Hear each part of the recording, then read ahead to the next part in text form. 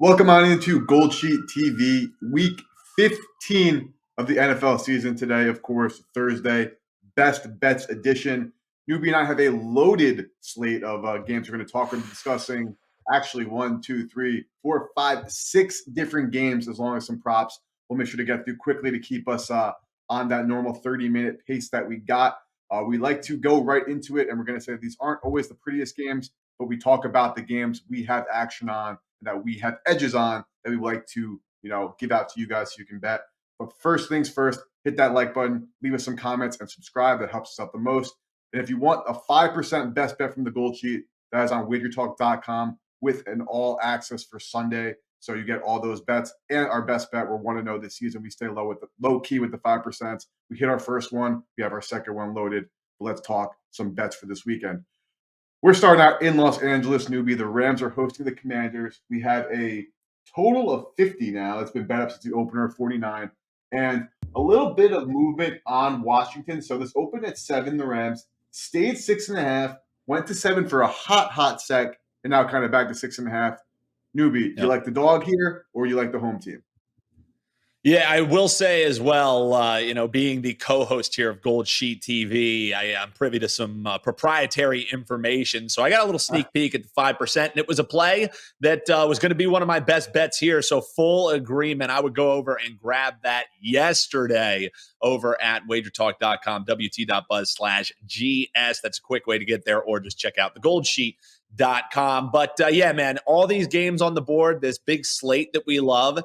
And I'm leading us off talking about the Commanders and the Rams. Phew! But that's what we do here, man. And who the hell wants to bet on the Washington Commanders visiting the Rams, who have really surged and looked nicely, put themselves in the playoff conversation? Nobody wants to bet them. And that's exactly why I want to bet the Washington Commanders here. If you haven't been watching all year long, you know the drill. The ugly dogs, they need love too.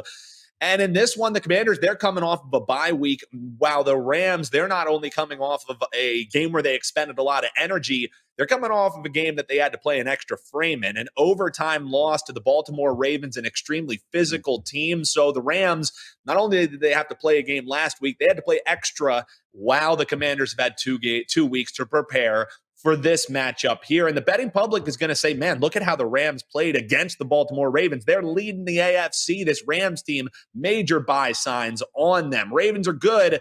Rams are going to be rolling over the Commanders, right? That's the public sentiment of which I am sure. But the Commanders, the reality is, and you know this, EP, they're not a great team, don't get me wrong, but as far as metrics go, they are not nearly as bad as the public perception on this team. And when this team gets away from the absolute dump that they call their home stadium, they're actually one of the best teams in the league as far as covering numbers go. Against the spread, they're 5-1 on the road this season. Now they're getting over a touchdown.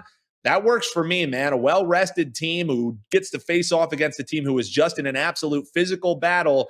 I said on Tuesday's show, I'm all about situational handicaps. Both of my best bets are purely situational, and I think the number's a little too rich because the Rams, I think, are overvalued in the marketplace, and this Commanders team, especially coming off a bye, a little bit undervalued. Give me your Washington Commanders EP up and over the touchdown, 6.5. That's a best bet for me. So for those who are Gold Sheet newsletter customers, you would know when you got the newsletter on Tuesday, that the first thing I wrote for this game was that 6.5 points is way too many points. I like the Washington Commanders as well in the situation. Would have preferred to have gotten a 7. The reason why it has not made any premium lists or, premium packages for me is because that 7 is such a valuable number. But at the same time, we might not be seeing 7. I think it's actually going to go the other direction, the way that the market's kind of shaping up to be. So I am okay with 6.5 here. My handicap is just very, very similar to yours in the sense that you're talking about a very difficult situation for the Rams, who are coming off an East Coast trip in overtime, now going all the way back to the West Coast. And the Washington Commanders coming off a bye. And this is just Ron Rivera's bread and butter. Like, I think he's a terrible coach. He will be fired at the conclusion of this season, and he could be somebody else's problem. But the one thing he has done well in his career is cover the number as an underdog. And that's because the perception of this team is generally low. And also the Carolina teams, like, he is not a winning coach. He has losing records for most of his coaching career. But in those games where they're Yep. finally down and out, like this Washington Commanders team, the worst team in football, is this team going to sneak their way to the second overall pick in the draft? Is the Rams a surefire playoff team? And a lot of pundits were low on them because of their lack of depth this season. This is the kind of game that Ron Rivera covers the spread and wins outright. So I'm not going to go as far as to put that on the record as I'm backing it. I actually do have another way to approach this game that's part of the package for the 5%. And I'm going to do a little teaser there. I will be giving out plays from that package as well as GoldSheet plays like I just did. However, there is another angle that I'm looking at here for this one. But newbie, the Commanders getting 6.5, 7, even 6 flat. I'm all for it. Yeah, and honestly, both of my best bets, they're underdogs that we're obviously going to take the points with, but I like money line sprinkles on both of them. Maybe this one isn't as shocking as the one I'm going to give a little bit later, but the price makes a heck of a lot of sense for Washington to get this win outright. And also, the Rams are scrambling to prepare 2 game plans in the span of 1 week off an overtime game. I would be remiss if I didn't mention they're going to be on Thursday Night Football against a team who's also in the playoff chase in the Saints. So which game do you think is a little bit more in focus for Sean McVay and this team? Rolling over a bad Commanders team or getting ready to go against the Saints team who always seems a little bit frisky on a Thursday Night Football? I'm with you, man. 6.5, best bet. Let's lock it in now because I'm kind of with you. I think you do lose the hook by Sunday in this one. I totally agree. And even if you see that 5, 5.5, and that's what we've seen all year long, and honestly, all last couple of seasons, when you get to that kind of dead number zone, right before the game's about to start, a lot of times those dogs are the ones that end up winning. And not saying there's something to that madness. Maybe there is, maybe there isn't, but it's something to monitor. We saw it with Green Bay losing to the Giants outright last week on the late line movement from 6.5 to 5.5. We've seen it a number of times this season. The one thing I will say, which I'm not really handicapping, maybe just playing devil's advocate because I have to, is Sean McVay might just want to beat the Commanders because he started his coaching career in Washington, and maybe he feels slighted that he did not get promoted to being a head coach there, and he wants to stick it to us. Well, it's Sean, you want to already stuck it to us. Let Ron Rivera have one last day. But we'll move on from that one. Washington plus 6.5. I really like that bet a lot. And also another play that I like on GoldSheet.com.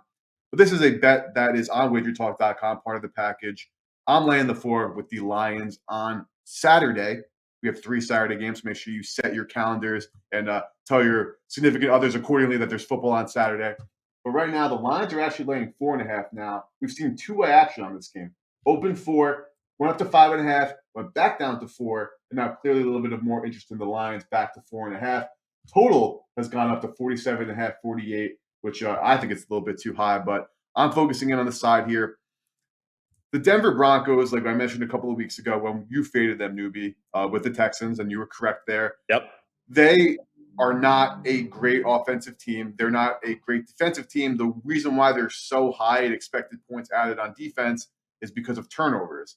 However, from like a traditional success rate metric, meaning how often they're able to stop their opponents, they're a very mediocre football team.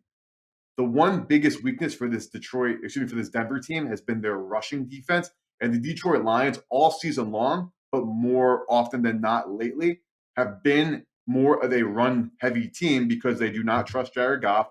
They have dogs up front that can block, and they have 2 great running backs in Jahmyr Gibbs and David Montgomery.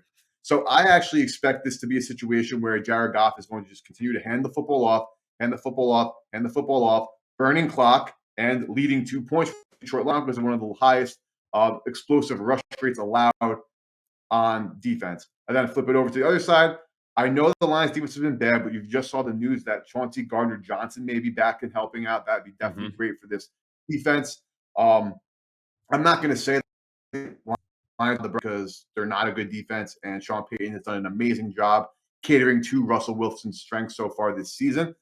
But all things considered, considering home and road splits, the way that Detroit actually likes to run their offense, and considering, again, how Denver's success is predicated on things that are not sustainable week after week, I think that the Lions win this game and cover the 4. And the last point I will say is Jared Goff's last little streak of being kind of crappy have come against divisional opponents. So those are teams that now for 3 years have seen him show his film, know him well. They play a lot of cover 2 defense, which Goff is very bad against.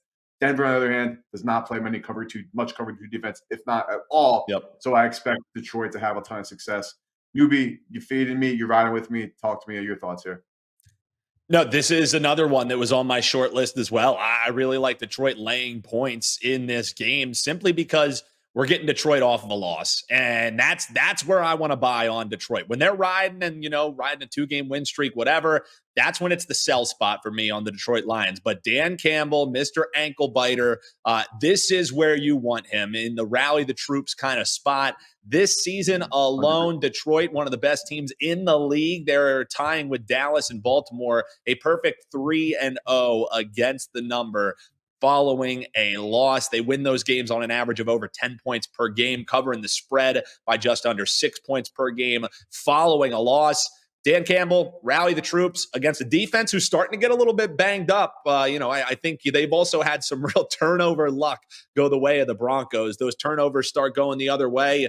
The loss is imminent for this Broncos squad for sure. So I'm with you. The only way, let's quote our man Teddy Covers, in this game, if I'm playing, I'm laying the 4 with Detroit in a number that I think, again, grab it here as we record on a Thursday, because I think even the betting public is going to be in an agreement with Detroit. So I don't care if it's a sharp play, if it's a square play. That side just seems like the right side to me. I love Detroit in the bounce back.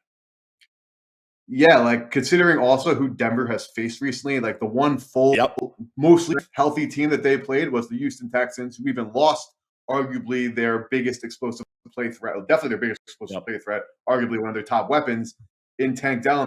And that's the one game where they won and covered. They lost, and the other team, the Texans, won and covered. Yep. And that was a game that only became close because Houston was penalized like 8 times for 90-something yards, while the Broncos only had 2 in that matchup. So Denver has gotten away with beating not great teams, backup quarterbacks.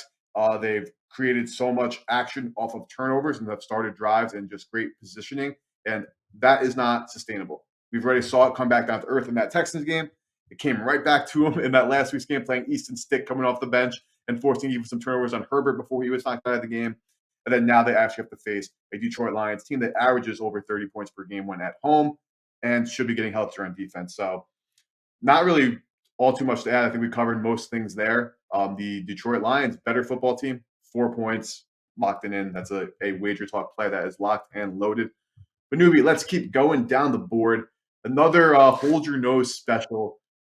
The Arizona Cardinals are hosting the San Francisco 49ers. Betting action, believe it or not, has been on Arizona. This was 14 when I was writing the gold sheet on Monday morning, Tuesday morning as well. Now it's down to 12.5. Newbie, is this a point now where 12.5 is a time to lay it with the Niners, or you don't care about that movement, you want to back the Cardinals here? Yeah, honestly, I don't care about the movement. I think the movement is sharp money. I think it's smart money. And I know it's a disgusting one here, folks. But again, it's purely situational for me. A little bit of matchup, I think, gives the Cardinals a chance to make this a bit of a game, but really more situational than anything. And the thing is, hop below in the comments and let me know what a psychopath and what a glutton for punishment I am, that I'm having back-to-back bets against the 49ers. But it can't be that crazy to want to back the Cardinals because, as EP eloquently said there, cash has all been on Kyler Murray and the Cardinals. This line even touched 14 at some points before money has poured in on the Arizona Cardinals, the lowly Arizona Cardinals, even at some of the sharpest spots in the world, Circa Sports being one of them.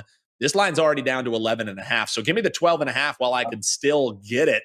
And we are going to do a money line sprinkle in this game. Disgusting. But for starters, I don't have to worry about which quarterback is going to be. I don't have to worry about Geno Smith or the starting quarterback getting announced out before the game starts, right before it does, and driving this line up. So you're getting the best of this line that you're going to get. You missed out on value, don't get me wrong.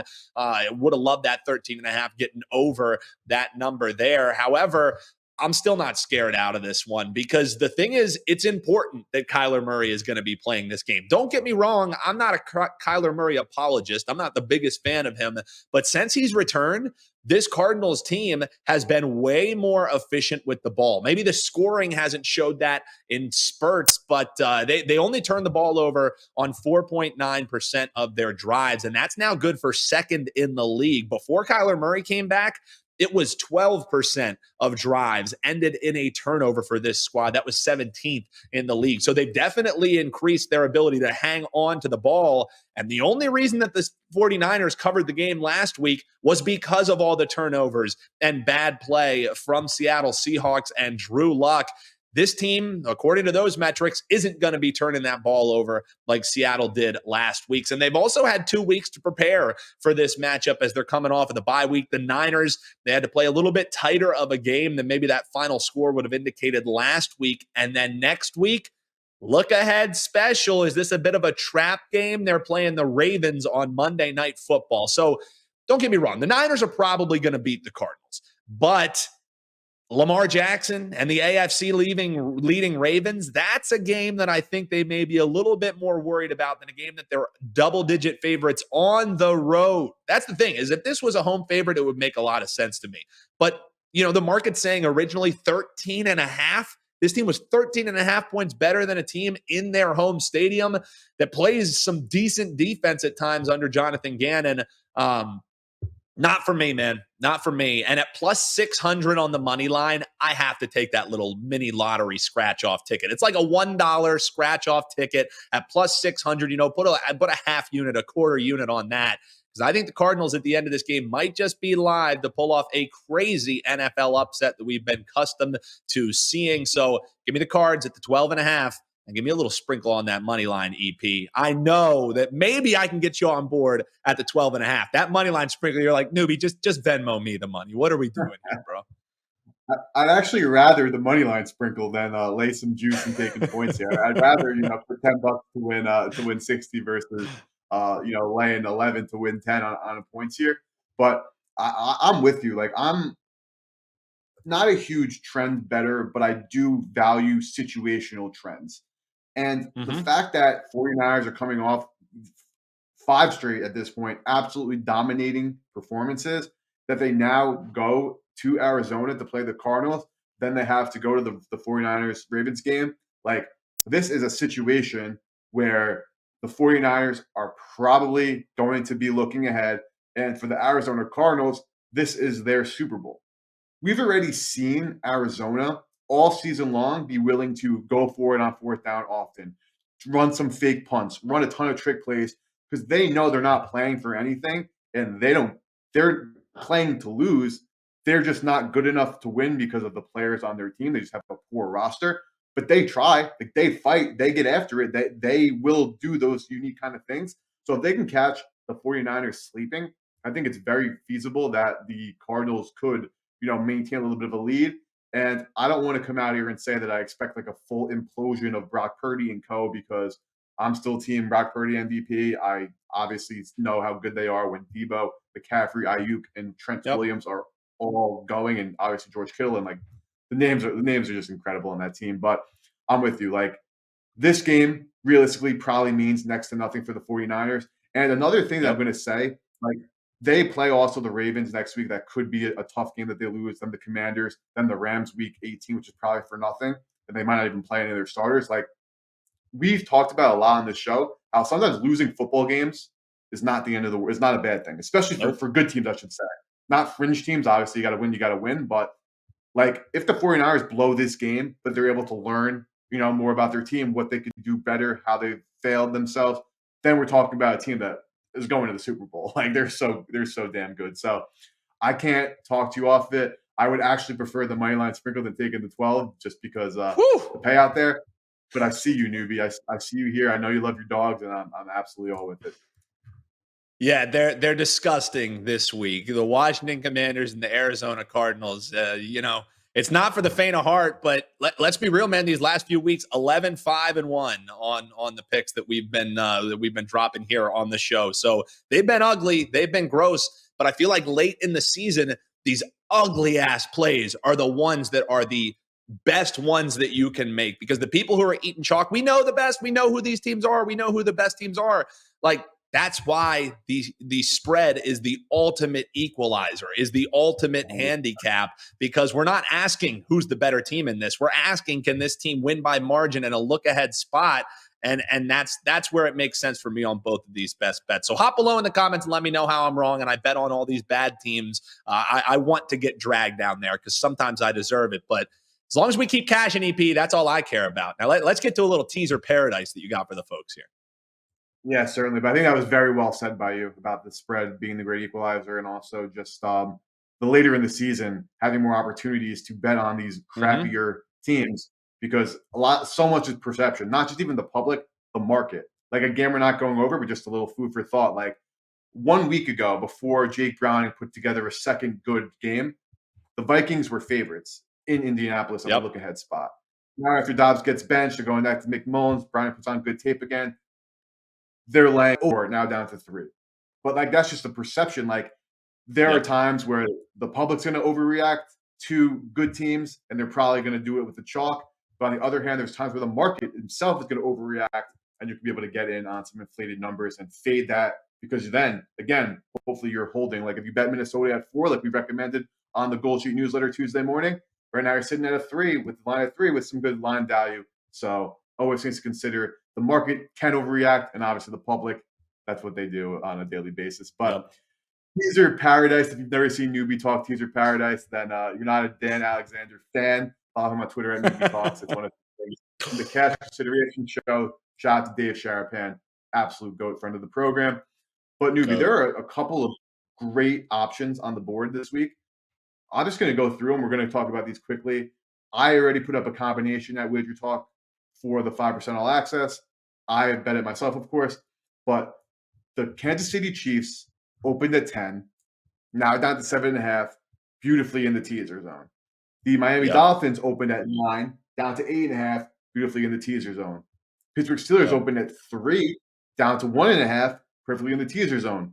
What combo of those two would you love to do? Or if you get the right odds, would you just tease all 3 of them together for like plus 165?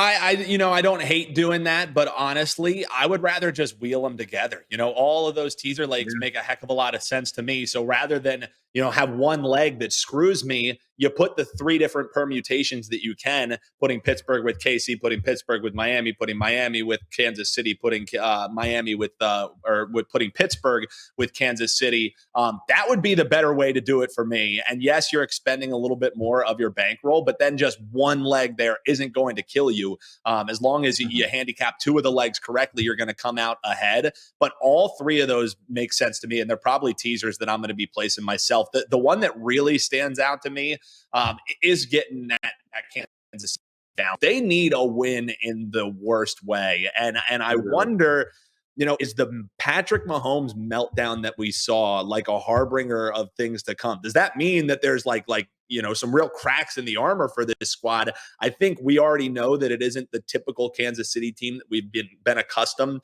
to seeing. And if you've been paying attention to GoldSheet TV all year long, I said with the departure of Eric Bieniemy, there's going to be some growing pains for this offense. I didn't think they would linger this deep into the season, but then you also see the report of Bill Belichick, him potentially being done after the season. Maybe some people, that might be why you saw a little bit of a buy sign on the Patriots. That's a rally the troops kind of moment. To me, it can only be a negative distraction, whether it's true, whether it's not true. The fact that you've had to be preparing for the week and the players are hearing about that, the players are talking about that. The favorite leg for me is definitely that Kansas City. I love Pittsburgh, going up as a dog. That's why I agree with you there. But then the other one for me is Miami off that just absolute botching of a game. They were covering that giant spread at the end of the game, and then Will Levis happened. Like, really, you're going to let Will Levis happen to end up covering the spread? So having the fact that you're going to be able to get Miami down, especially this season, where after a loss, they've been a buy-on team. Sure, it's only 2-1, but when you have a small sample size like that, I love looking at the margin of victory, and they win those games after a loss by an average of 12 points per game. So it makes a heck of a lot of sense to me to get some value on that line, get Miami down. All 3 of these teaser legs I love, and also the situational spots I think set up really nicely for them. So honestly, a lot of these bets I would make at the current number. The fact that we're getting that extra, as I punch my microphone here, the fact that we're getting those extra 6 points, that's how pumped I am for this teaser. The fact that we're getting those extra 6 points makes a heck of a lot of sense to me. So if you want to get the plus 165, sure, do it, but I would wheel them. I think that's the better way to attack it. Yeah, no, that's a very interesting point. I'm just going to go through them how I view them as well, but I'm on like the exact same page. So at 10, I had no interest in Kansas City. I actually am mad I'm not holding a Patriots plus 10 ticket. Honestly, like I thought that it was inflated. Yeah. I knew it was inflated. I wrote on the gold sheet, I'm not touching this 10. Should have just took the 10 now how the market moved, but it actually now moved into the favor. So Kansas City Chiefs handicap is going to be as simple as this. Patrick Mahomes losing 2 games in a row. The games that he has lost this season, like the Denver Broncos game, that was one of the craziest, flukiest turnover games. The Eagles game, MVS dropped that pass. Like, that's why they lost the game. And then the last game with Kadarius Toney lining up offsides on a miraculous play. Don't get me wrong, the fact that it's taking last drives and potential hopeful miracles and deep plays to win football games is certainly concerning for Kansas City. I'm at the point where I'm concerned. I've been at the point where I'm concerned. But asking them to win by 2 points, Patrick Mahomes to win by 2 points, like give me all of that. I don't think last week, I think it was a little odd to see Mahomes in that kind of like crybaby mold. I don't want to Agreed. call him that Yeah. because the GOAT, I think that's just odd for him. But at the Agreed. same time, he apologized directly the day after. Like he knows he was, in the wrong. And his emotion get the best of him. We forget we're all human. I have no qualms with Patrick Mahomes is the GOAT. Had a moment. What are you going to do? It's not like like some players have moments they're breaking shit and throwing shit like Tom Brady breaking those tablets. Mahomes' moment is, yelling a little bit. So, we'll get over it. Number 2, Steelers. I wrote on the newsletter that I like them outright. Yep. Seeing TJ Watt get ruled in was huge for me. If Highsmith can play Agreed. also, that's great. Mitch Trubisky is bad. I'm not going to explain that he's good. Like, I'm not going to pretend anything like that. But this Colts defense is also horrible, and they play a very zone-heavy defense with minimal blitzing. And if you watch that Patriots game, the blitzes are what really killed Trubisky. So with his mobility in this soft zone and the fact that he's not going to have defenders just rushing him and speeding him up, I think Trubisky will have some success. So the Colts only beat a team by 7 or more one time, and that was the Panthers. Yep. And that they've won by 7 or less.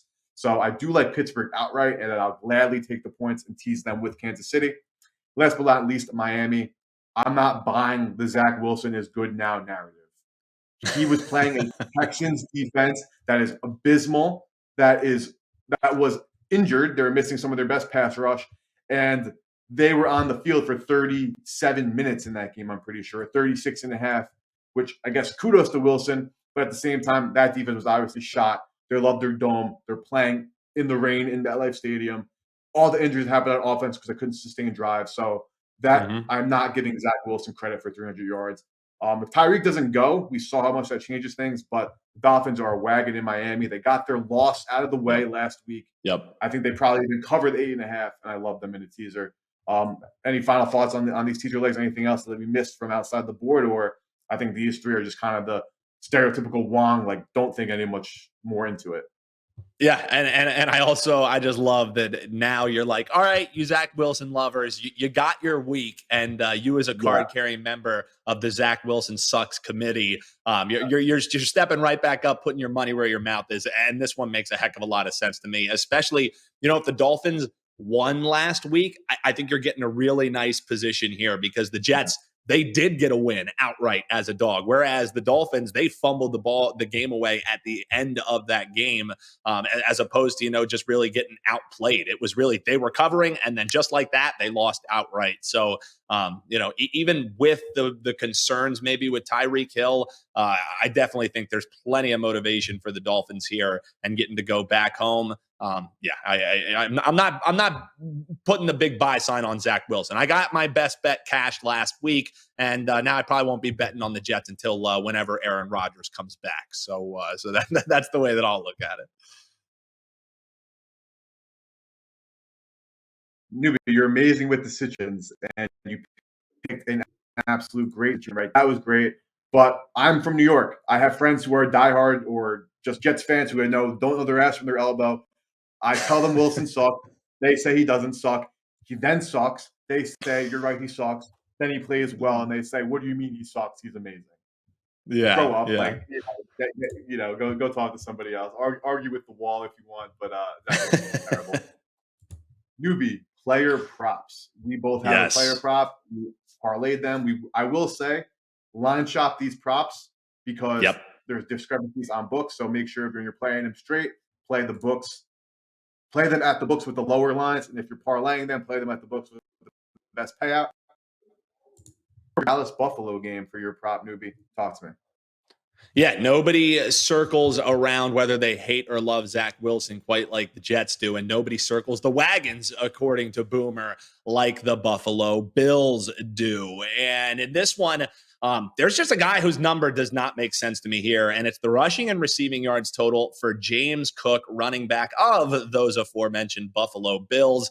The number's sitting at 81.5, and he has flown over this number in 4 straight games. And as a matter of fact, last week against the Kansas City Chiefs, just his receiving yards alone went over this number. He had 83, a major difference in how James Cook has been used. And part of that has to do with Buffalo's success, is utilizing him and leaning on him a little bit more. And him finally at this stage in his career living up to maybe some expectations that people had for him. But against this Dallas Cowboys defense, I know they turn the ball over like crazy, but I'm not betting on interceptions. I'm not betting on fumbles.